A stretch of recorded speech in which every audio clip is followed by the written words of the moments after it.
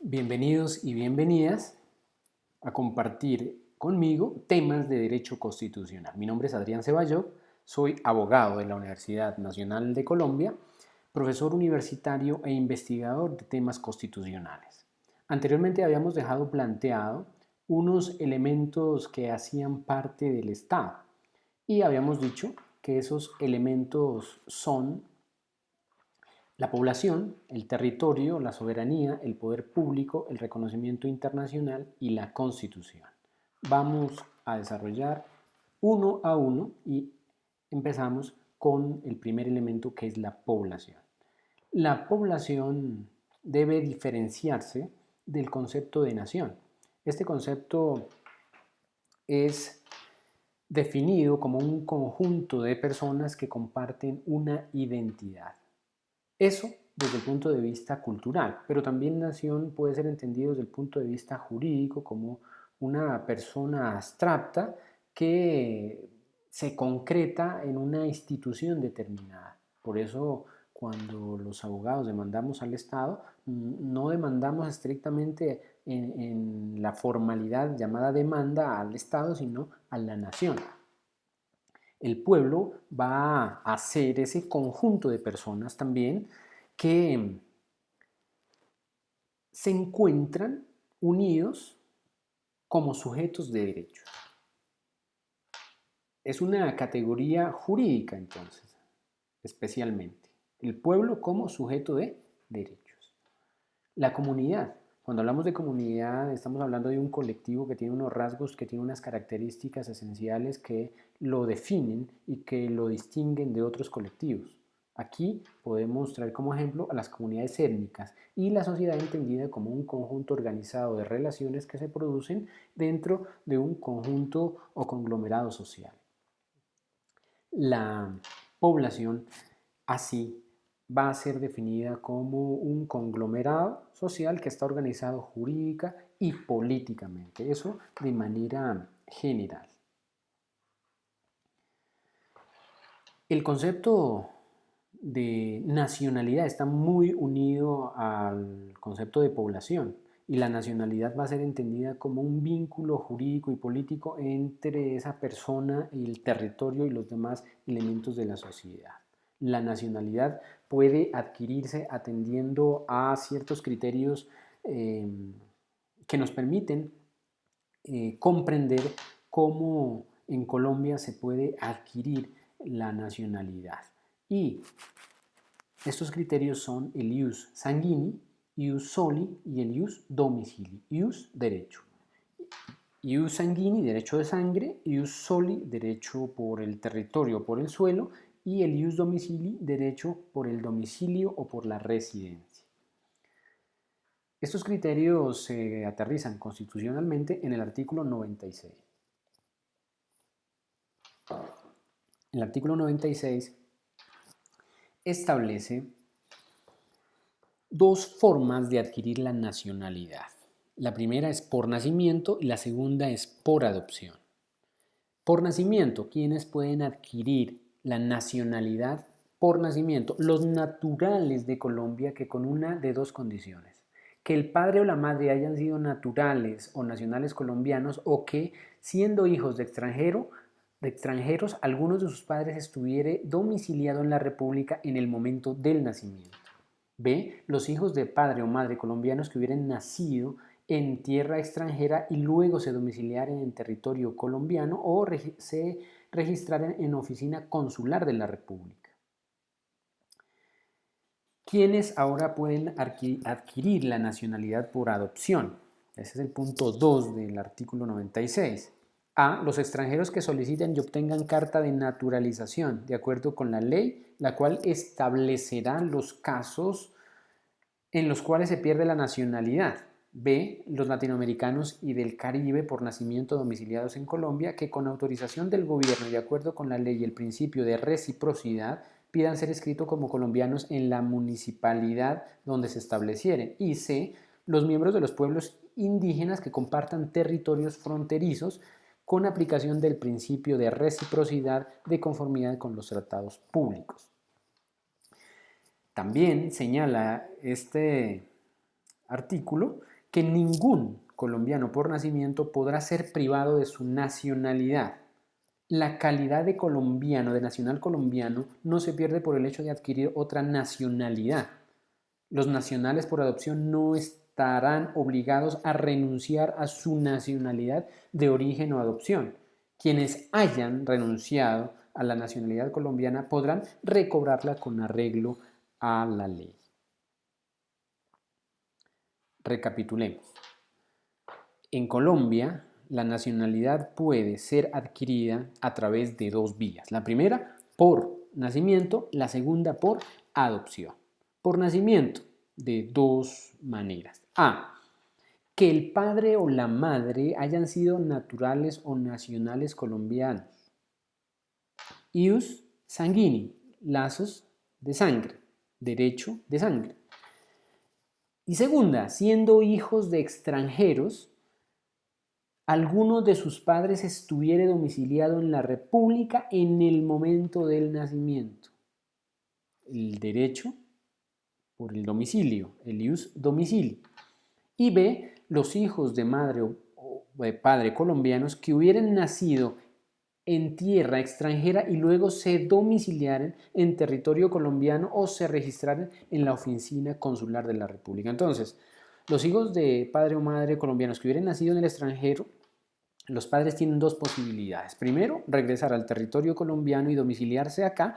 O, segundo, que se acerquen a una oficina consular a hacer el respectivo registro. Y la segunda forma para adquirir la nacionalidad es por adopción. ¿Quiénes pueden hacerlo? Los extranjeros que soliciten ante las autoridades respectivas, ¿sí? Y ese reconocimiento se realiza a través de una carta de naturalización. Los segundos que pueden solicitarlo es los latinoamericanos y del Caribe por nacimiento domiciliados en Colombia a través y bajo el alcance del principio de reciprocidad. Y en tercer lugar, los miembros de los pueblos indígenas que compartan territorios bajo el principio de reciprocidad.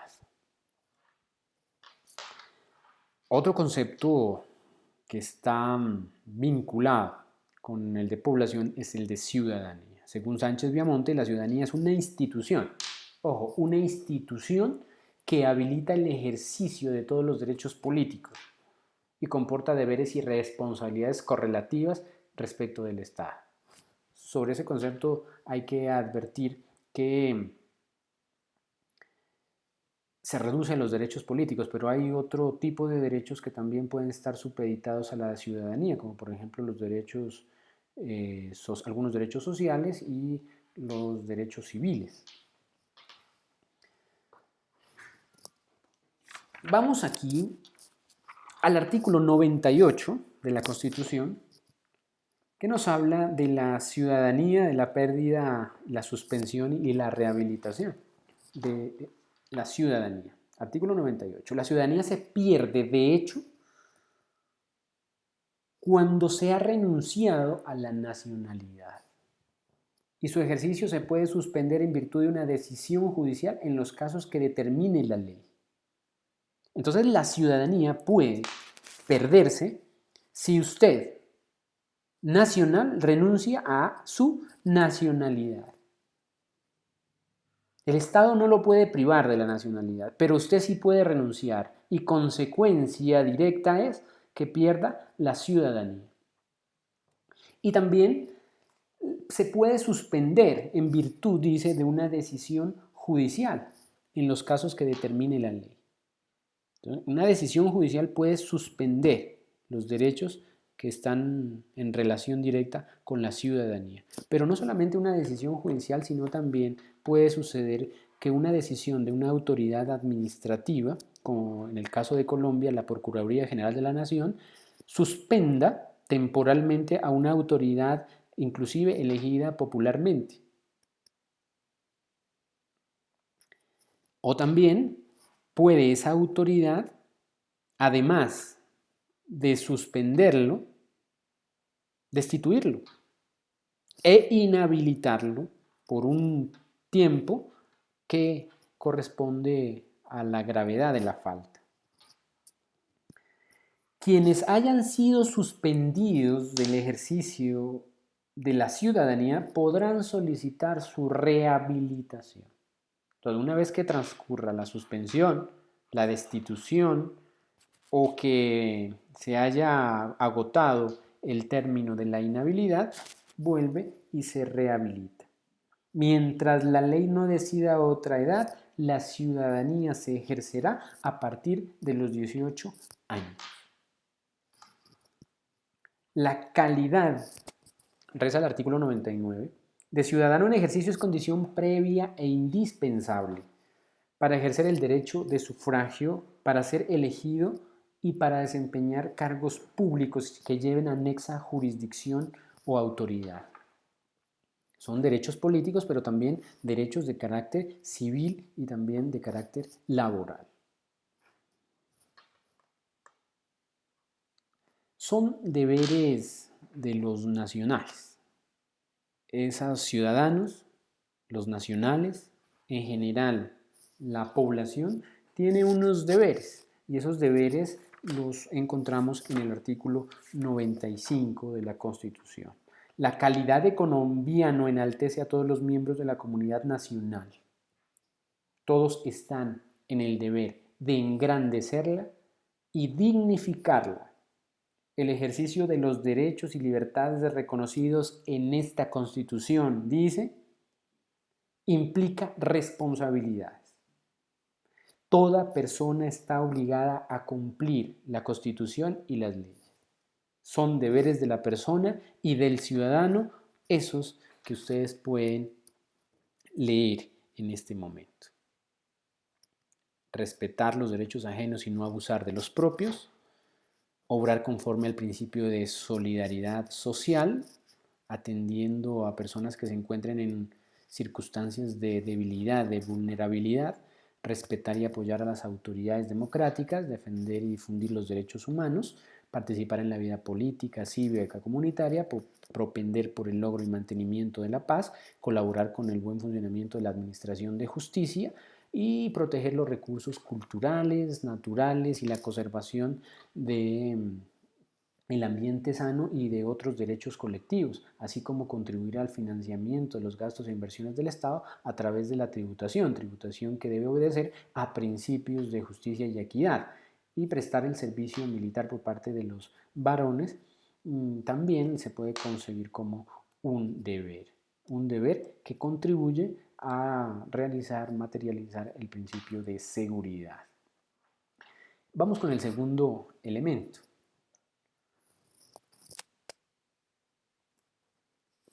El territorio. El artículo 101 de la Constitución establece que los límites territoriales de Colombia son los establecidos en los tratados internacionales aprobados por el Congreso de la República y debidamente ratificados por el presidente de la República. Los límites solamente, ojo, podrán modificarse, dice aquí, por los tratados aprobados por el Congreso y ratificados por el presidente de la República.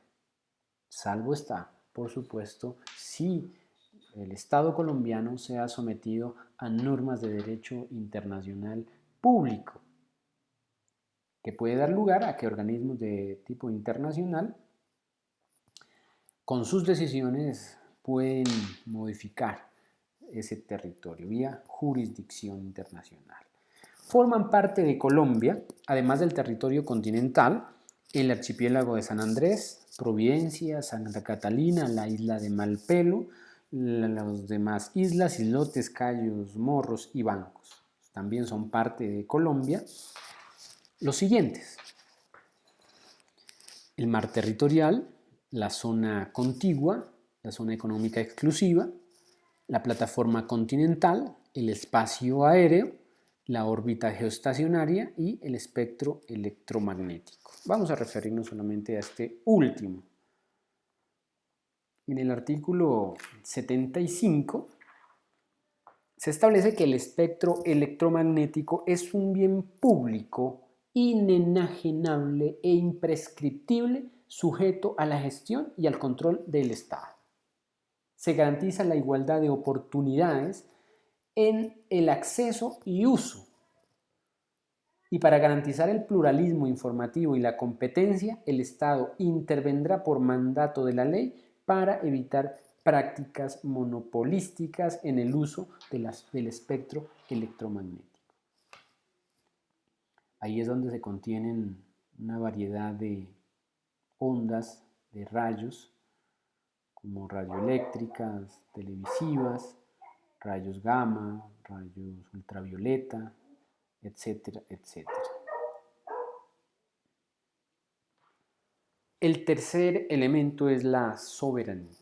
El artículo 3 de nuestra Constitución reza que la soberanía reside exclusivamente en el pueblo. Exclusivamente en el pueblo, del cual emana el poder público. El pueblo la ejerce en forma directa o por medio de sus representantes en los términos que en la Constitución se establezca. La soberanía, entonces, está exclusivamente, ojo, depositada en el pueblo, no en la nación, en el pueblo. La nación era en la Constitución de 1886. Aquí se deposita en el pueblo del cual emana todo ese poder público. Y ese concepto de soberanía está muy relacionado con el concepto de poder constituyente. Ese poder constituyente originario, derivado y constituido, que es la clasificación clásica. El poder constituyente originario debe ser entendido como ese pueblo que tiene la facultad para darse sus propias leyes, de organizarse políticamente y establecer su propio gobierno. Ese es un concepto de Rousseau. El poder constituyente originario tiene la facultad así de crear, de establecer un nuevo estatuto básico, un nuevo estatuto fundamental, una nueva constitución. El poder constituyente derivado a su turno se concreta, en el caso colombiano, en tres organismos, en tres instituciones principalmente. Vamos al artículo 374 de la Constitución, y este artículo también establece que ese poder constituyente derivado es el poder de reforma constitucional. La Constitución podrá ser reformada por el Congreso, por una asamblea constituyente y por el pueblo mediante referendo. El poder constituyente derivado y depositado en el Congreso, asamblea constituyente y pueblo a través de referendo. Y estos organismos tienen la facultad de reformar la Constitución, de actualizar ese texto constitucional que se dio en un momento determinado, en 1991, y que para evitar que quede obsoleto hay necesidad de hacerlo armónico con la realidad social del momento. Y el poder constituyente constituido, entendido como ese conjunto de instituciones, ese poder público del que habla el artículo 3 de la Constitución en cuanto a soberanía, es ese conjunto de instituciones que están ahí y que van a ser los que van a concretar ese concepto general de soberanía en un caso determinado, cumpliendo con los fines esenciales. Ese poder público, ese poder constituyente constituido, concretamente dicho, ese poder público, debe ser definido como un conjunto de relaciones y organismos. Es una institucionalidad que tiene unas autoridades que lo representan, que tiene jurisdicción entendida como la capacidad o potestad de administrar justicia, que tiene unas competencias entendidas como facultades exclusivas y unas funciones también determinadas. El quinto elemento es el reconocimiento internacional. Ese reconocimiento internacional es un elemento externo al Estado, pero que una vez se produce, se integra como un elemento del Estado. Ese reconocimiento internacional puede darse de forma expresa, es decir, a través de actos verbales o actos formales escritos, por ejemplo. Puede darse de forma tácita, es decir, actos que lleven a entender que un Estado tiene la intención de reconocer a ese otro Estado como tal. Puede ser un reconocimiento de iure, es decir, bajo la rigurosidad del derecho internacional público, y de facto también puede darse hechos que un Estado realice frente a otro, reconociéndole esa dimensión. Por ejemplo, cuando se establecen relaciones diplomáticas, cuando un Estado abre una sede diplomática en ese Estado. Tenemos actos, hechos que llevan a concluir que ese Estado tiene y reconoce como tal a otro. Y el sexto elemento es la Constitución. La Constitución vamos a abordarla tal y como se muestra en esa imagen, desde el punto de vista formal, material, desde el punto de vista de sus funciones y desde el punto de vista de parámetro de constitucionalidad. Desde el punto de vista formal, estamos hablando concretamente de esto, de la Constitución Política de 1991, de este código, de este texto jurídico. Y desde el punto de vista material, la Constitución va a ser concebida como una norma más amplia, como una norma compleja que se conforma a la vez de un conjunto de normas que no están expresamente consagradas en el texto formal, que no están aquí expresamente estipuladas, pero que sin embargo son parte de ese cuerpo constitucional, de esa unidad que es inescindible. Hablamos desde la doctrina constitucional del bloque de constitucionalidad. Un conjunto de normas que no están ahí expresamente escritas, ¿sí? Que no están ahí expresamente consagradas, pero que sin embargo se entiende que hacen parte de la Constitución. Y las funciones de la Constitución han evolucionado de conformidad como ha evolucionado el Estado y la Constitución. En primer lugar, la Constitución tenía como pretensión limitar el poder, al mismo tiempo exigir ciertas prerrogativas, ciertas libertades y garantías. Luego la Constitución se consolida como legitimadora de un pueblo, de una sociedad que tiene aspiraciones, que tiene anhelos, que tiene necesidades y termina legitimando eso. Tiene una función organizativa, es decir, que va a organizar toda esa institucionalidad, todas esas autoridades, todo ese conjunto de relaciones. También tiene una función política por cuanto es la regla básica para el juego político, delimita el actuar de esos sujetos políticos. Tiene una función ideológica también que tiene que ver con esas finalidades, esas metas que se ha propuesto la sociedad y que ve como mejor modelo de organización, como mejor modelo de gobierno.